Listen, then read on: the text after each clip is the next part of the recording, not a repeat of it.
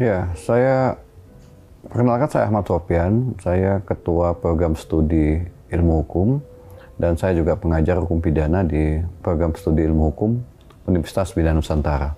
Oke Pak, belakangan ini kan lagi ramai tentang penemuan jenazah diplomat muda Arya Daru Pangayunan. Nah, makin marak juga dan sangat membuat masyarakat gelisah adalah dengan pernyataan pihak kepolisian yang menyebut bahwa kasus ini sebagai kasus bunuh diri. Banyak yang bertanya-tanya, kok bisa disebut sebagai kasus bunuh diri dengan penemuannya yang tidak wajar itu. Nah, saya mau menanyakan Pak, sejauh mana sistem hukum pidana bisa menelusuri kematian tak wajar, apalagi bila melibatkan institusi negara? Apakah secara hukum sah jika suatu kematian langsung dikategorikan bunuh diri tanpa hasil otopsi lengkap? Karena yang saya baca, hasil otopsinya ini masih dalam proses menunggu. Ya, baik. Jadi Arya Daru ini ditemukan meninggal ya di tempat kosnya pada tanggal 8 Juli 2025. Jadi ada kematian ya. Jadi dalam sebuah peristiwa hukum pidana, jika ada kematian, maka harus dilakukan penyelidikan dan penyidikan. Apakah kematian itu merupakan tindak pidana, diduga tindak pidana, atau bukan tindak pidana. Jadi kalau kita menemukan sosok mayat di satu tempat, ya, ada dua kemungkinan memang. Itu adalah hasil dari tindak pidana dan juga bukan merupakan tindak pidana. Nah, untuk memastikan bahwa itu tindak pidana atau bukan, maka dilakukan penyelidikan. Ya, penyelidikan terhadap jenazah tentu yang paling banyak membantu itu adalah dengan menggunakan ilmu pengetahuan, ya, ilmu kedokteran kehakiman atau forensik. Ya, jadi dilakukanlah bedah mayat untuk mengetahui penyebab kematian. Tapi itu baru penyebab ya. Apa penyebab kematian? Apakah karena luka yang menimbulkan kematian, atau mungkin serangan jantung, atau ada toksin, ada racun di dalam tubuhnya, atau ada situasi-situasi tertentu yang menyebabkan dia mati, misalnya tenggelam, ya, jadi kelelep air, atau ya penyebab kematian itu berhentinya pernapasan yang disebabkan karena kurangnya oksigen. Jadi bisa macam-macam. Jadi ilmu pengetahuan itu membantu untuk menemukan sebab kematian. Nah, keluarlah hasilnya yang kita sebut dengan visum et repertum. Nah, tetapi visum et repertum itu yang diperoleh dari proses otopsi dengan menggunakan ahli, itu tidak otomatis menemukan dalam otopsi itu ya, dalam visum itu ya, tidak otomatis menemukan perbuatan apa yang menimbulkan kematian. Tidak. Jadi dia tidak menyebutkan perbuatan apa yang menimbulkan kematian. Dia hanya menyebutkan apa yang menyebabkan kematian. Faktor-faktor apa yang menyebabkan kematian. Jadi di dalam tubuhnya, dia hanya memeriksa bagian luar dan bagian mendalam. Jadi bisa jadi memang dalam visum itu juga disebutkan ada ruda tumpul atau luka dengan benda tumpul atau luka dengan benda tajam. Nah, kalau misalnya ada benda tajam atau benda tumpul, dia hanya sampai sebatas itu aja.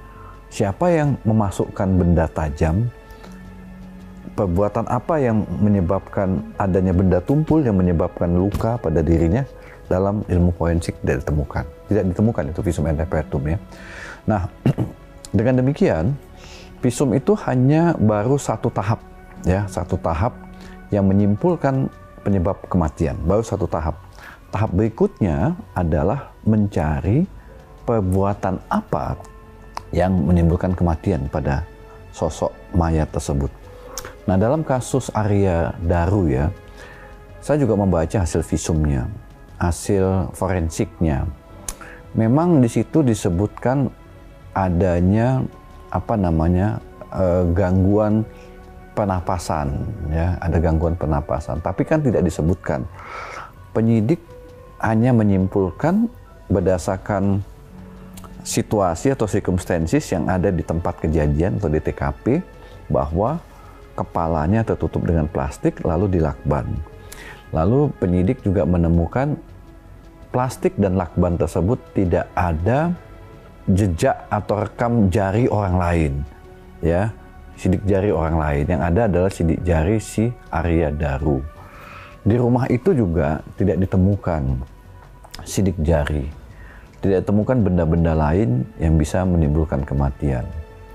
Nah, saya kembali ke dalam konteks ilmu sekarang ya, itu kan fakta. Saya menganalisisnya dari konteks ilmu, ya.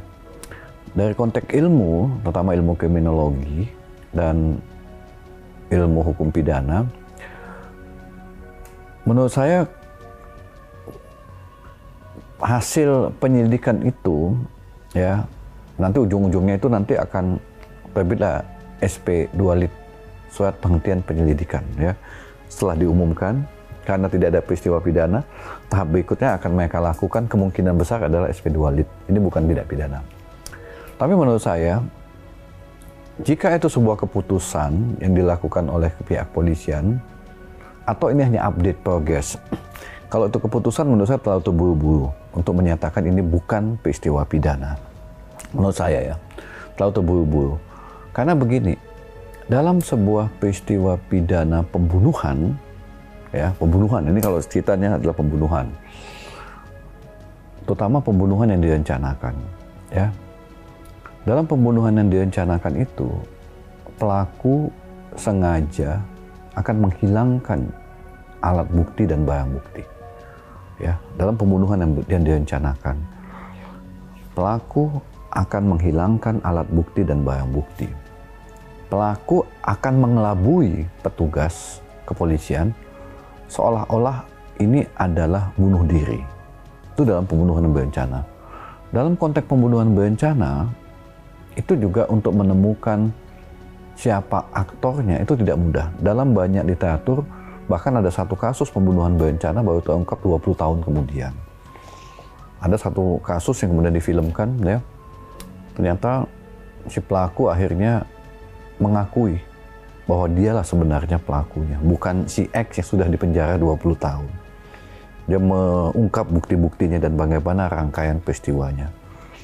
Jadi ada juga sebuah kasus 15 tahun kemudian baru terungkap, itu bukan bunuh diri, ya, itu adalah peristiwa pidana dan betul-betul direncanakan.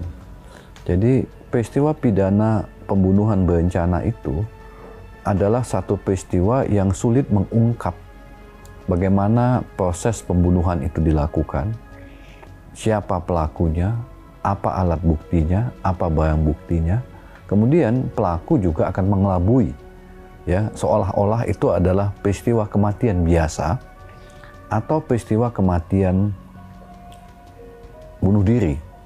Nah, jadi kalau itu sebuah keputusan untuk menerbitkan SP2 Lit untuk menghentikan penyidikan, bagi saya ini terlalu terburu-buru dan tergesa-gesa, ya. Karena memang tidak mudah mengungkap sebuah peristiwa kematian, apalagi hanya didasarkan pada visum. Yang kedua, penyidik juga menggunakan alat bukti yang lawas, ya. Hasil komunikasi 2013, email, bahwa dia pernah ingin mengakhiri hidupnya, kemudian dilanjutkan lagi 2021. Setelah itu nggak ada, ya. Jadi menurut saya, rangkaian peristiwa atau email yang dia pernah menyatakan mengakhiri bunuh diri, itu tidak otomatis peristiwa yang terjadi 8 Juli itu juga digolongkan sebuah peristiwa bunuh. Terlalu jauh kausalitasnya antara email 2013, 2021 dengan perbuatan yang dilakukannya pada tanggal 8 Juli yang lalu, 2025, terlalu jauh bagi saya. Jadi itu tidak bisa dijadikan sebagai rangkaian untuk mengambil keputusan bahwa ini adalah bukan tindak pidana. Yang kedua, analisis saya begini. Ini analisis lain, ya. Analisis lain adalah bisa jadi ini pembunuhan dan penyidik tahu ini adalah pembunuhan, ya. Tetapi ternyata aktornya aktor intelektual yang berbahaya kalau diungkap ke publik. Nah, ada kemungkinan. Karena itu penyidik menutup peristiwa ini yang seolah-olah ini adalah pembunuhan berdasarkan hasil penyidikan. Oh, ternyata si X aktor intelektualnya. Aktor intelektual ini berbahaya kan, tapi kelihatannya kepolisian ingin test on the water. Kesimpulan sementara disampaikan ke publik, bagaimana reaksi publik. Nah, itu ya. Jadi SP2 lead-nya ditahan dulu nih. Dalam konteks hukum pidana, setelah progress report, jika ternyata aman-aman aja, maka diterbitkanlah SP2 lead. Tetapi ternyata kan nggak, keluarga menolak, publik menyatakan nggak benar ini. Oke, berarti aku bisa menyimpulkan ini masih jadi kelemahan hukum kita ya Pak ya. Yeah.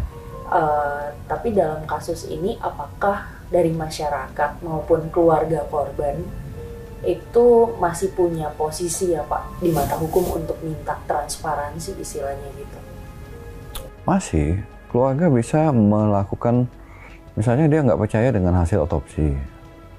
Keluarga punya hak untuk melakukan ekshumasi, bedah mayat, dengan menghadirkan ahli-ahli yang independen, yang melakukan uji lagi terhadap tubuh ya mayat tersebut.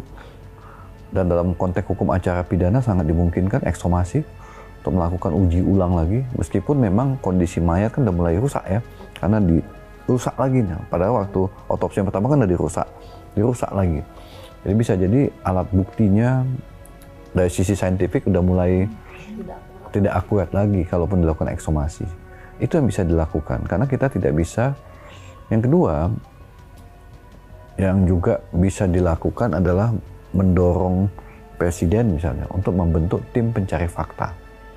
Ya, tim pencari fakta yang terdiri dari nggak hanya dari kepolisian, tapi juga dari lembaga-lembaga lain yang lebih independen. Jika misalnya pihak kepolisian kekeh menyatakan ini bukan peristiwa pidana, jadi bisa aja. Yang ketiga ya, presiden dengan kewenangannya membentuk tim penyidik baru, ya, bukan penyidik yang sekarang, ya, penyidik baru dari kepolisian yang dipercaya profesionalitasnya, independensinya, kerjanya bagus, bisa jadi. Jadi presiden pengen membentuk X, Y, Z, ya, A, B, C sebagai penyidik dalam kasusnya yang lama ditutup. Ya, dilakukan penyidikan. Terhadap bekas-bekas yang ada tentu dilanjutkan. Jadi ada penyidik baru yang ditunjuk secara profesional untuk melakukan penyidikan. Jadi tidak mengintervensi lembaga penegak hukum, ya, polisian, tapi penyidik yang lain bekerja untuk melakukan penyidikan. Jadi bisa pilihan-pilihan itu ya terhadap jika nanti ini keputusannya adalah oh ini bukan tindak pidana, terbitlah SP2 lead. Jadi SP2 lead itu juga masih bisa diuji ya oleh keluarga korban melalui kuasa hukumnya agar penyidikan dilakukan lebih transparan, dilakukan lagi untuk mengungkap fakta yang sebenarnya. Tapi mungkin kan dari pihak keluarga belum begitu mengetahui ya Pak, indikator hukum kenapa misalkan kasus ini tuh bisa dikatakan bunuh diri murni dengan pembungkaman terselubung. Apakah ada bedanya ya Pak? Maksudnya pembungkaman terselubung? Kayak kan di masyarakat nih berpikir bahwa dia meninggal ini kan karena dibunuh, karena ada sesuatu yang mungkin ya tadi yang Bapak sebutkan mengancam seseorang mungkin. Indikator untuk pembedaannya itu seperti apa Pak? Karena mungkin ada dari kita mungkin bisa tahu oh ini mungkin aja nggak bunuh diri, orang ada plaster yang tertempel di kepalanya gitu. Jadi untuk menyatakan ada dugaan tindak pidana dalam kasus ini memang kita harus mendalamin apa yang dilakukan oleh Arya Daru ya. Katakanlah 1 tahun terakhir atau 2 tahun terakhir. Tentunya bisa ya, apa yang dilakukannya. Karena kabarnya dia kan seorang diplomat muda yang idealis ya. Bisa jadi keidealismenya itu bisa mengancam seseorang atau sudah terancam seseorang, bisa jadi. Atau ada orang yang nggak suka dengan dia. Karena itu memang nggak cukup hanya membaca email tentang peristiwa mau mengambil pembenaran bahwa dia bunuh diri gitu ya 2013-2021. Harusnya dilihat rangkaian apa sih yang dilakukan oleh Arya Daru ini perbuatan-perbuatan apa saja sih yang dilakukannya. Nah itu bisa ketahuan sih, penyidik jago itu melis sejumlah perbuatannya. Lalu ditujukan ke siapa ya perbuatan itu. Dia akan ketahuan, bisa dianalisis ya, dalam konteks ilmu pengetahuan bisa dianalisis sebetulnya ada nggak sosok Mr. X yang terganggu atas sikap idealisme profesionalitas yang dibangun oleh Arya Daru. Bisa ya, bisa. Jadi bukan hanya melihat peristiwa pembenar bahwa dia bunuh diri dengan mencari dasar pembenar email 2013-2021, nggak benar juga itu. Penyidik tidak menemukan apa sih rangkaian perbuatan yang positif ya, yang profesional berdasarkan idealisme yang dilakukan oleh Arya Daru. Itu harus diungkap juga ke publik. Ya, jangan peristiwa yang negatif aja pada Arya Daru, yang positif dong. Berarti ya ini masih pertanyaan besar ya Pak, bahwa apakah memang diplomat Arya Daru ini mati karena bunuh diri atau justru dimatikan oleh hukum di negara ini sendiri. Oke. Baik, terima kasih Pak untuk penjelasannya.